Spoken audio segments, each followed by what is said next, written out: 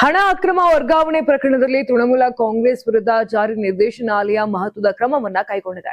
ಹಣ ಅಕ್ರಮ ವರ್ಗಾವಣೆ ಪ್ರಕರಣಕ್ಕೆ ಸಂಬಂಧಿಸಿದಂತೆ ಪಕ್ಷದ ಬ್ಯಾಂಕ್ ಖಾತೆಗಳಲ್ಲಿದ್ದ ನೂರಾರು ಕೋಟಿ ರೂಪಾಯಿ ಹಣವನ್ನ ಇಡಿ ಜಪ್ತಿ ಮಾಡಿದ್ದು ತನಿಖೆ ಮತ್ತಷ್ಟು ತೀವ್ರಗೊಂಡಿದೆ. ಹಣ ಅಕ್ರಮ ವರ್ಗಾವಣೆ ಪ್ರಕರಣಕ್ಕೆ ಸಂಬಂಧಪಟ್ಟಂತೆ ತೃಣಮೂಲ ಕಾಂಗ್ರೆಸ್ನ 3 ಬ್ಯಾಂಕ್ ಖಾತೆಗಳಲ್ಲಿದ್ದ 440 ಕೋಟಿ ರೂಪಾಯಿ ಹಣವನ್ನ ಜಾರಿ ನಿರ್ದೇಶನಾಲಯ ಜಪ್ತಿ ಮಾಡಿದೆ.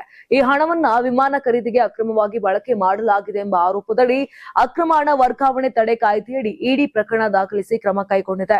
ಇನ್ನು ಈ ಪ್ರಕರಣದಲ್ಲಿ ಟಿಎಂಸಿಯ ಬಂಡಾಯ ಶಾಸಕರು ನೀಡಿದ ದೂರಿನ ಆಧಾರದ ಮೇಲೆ ಬ್ಯಾಂಕ್ ಖಾತೆಯಲ್ಲಿದ್ದ ಹಣವನ್ನ ಬಳಸಬಾರದು ಅಂತ ಈ ಹಿಂದೆ ಅಧಿಕಾರಿಗಳು ಸೂಚನೆಯನ್ನ ನೀಡಿದ್ರು. ಇದನ್ನ ಪ್ರಶ್ನಿಸಿ ಟಿಎಂಸಿ ನ್ಯಾಯಾಲಯದ ಮೊರೆ ಹೋದರೂ ಕೂಡ ಯಾವುದೇ ಪರಿಹಾರ ಸಿಗಲಿಲ್ಲ. ಇದರ ಬೆನ್ನಲ್ಲೇ ಕೋಲ್ಕತ್ತಾದ ಕೆಲವು ಖಾಸಗಿ ಕಂಪನಿಗಳ ಮೇಲೆ ಇಡಿ ದಾಳಿ ನಡೆಸಿದ್ದು, ತನಿಖೆ ವೇಳೆ ಟಿಎಂಸಿ ಖಾತೆಯಿಂದ ಖಾಸಗಿ ಕಂಪನಿಯೊಂದರ ಖಾತೆಗೆ 160 ಕೋಟಿ ರೂಪಾಯಿ ವರ್ಗಾವಣೆಯಾಗಿರುವುದು ಬೆಳಕಿಗೆ ಬಂದಿದೆ. ಈ ಬೆಳವಣಿಗೆಯ ಬಳಿಕ ಬ್ಯಾಂಕ್ ಖಾತೆಗಳಲ್ಲಿದ್ದಂತ 440 ಕೋಟಿ ರೂಪಾಯಿ ಠೇವಣಿಯನ್ನ ಇಡಿ ಜಪ್ತಿ ಮಾಡಿದೆ. ಇನ್ನು ತೃಣಮೂಲ ಕಾಂಗ್ರೆಸ್ಗೆ ಸಂಬಂಧಿಸಿದ ಹಣ ಅಕ್ರಮ ವರ್ಗಾವಣೆ ಪ್ರಕರಣದಲ್ಲಿ ಇಡಿ ಕ್ರಮ ಮತ್ತಷ್ಟು ತೀವ್ರಗೊಂಡಿದ್ದು, ಪ್ರಕರಣದ ತನಿಖೆ ಮುಂದುವರೆದಿದೆ. ಮುಂದಿನ ದಿನಗಳಲ್ಲಿ ಈ ಪ್ರಕರಣದಲ್ಲಿ ಇನ್ನಷ್ಟು ಬೆಳವಣಿಗೆಗಳು ನಡೆಯುವ ಸಾಧ್ಯತೆ ಕೂಡ ಇದೆ.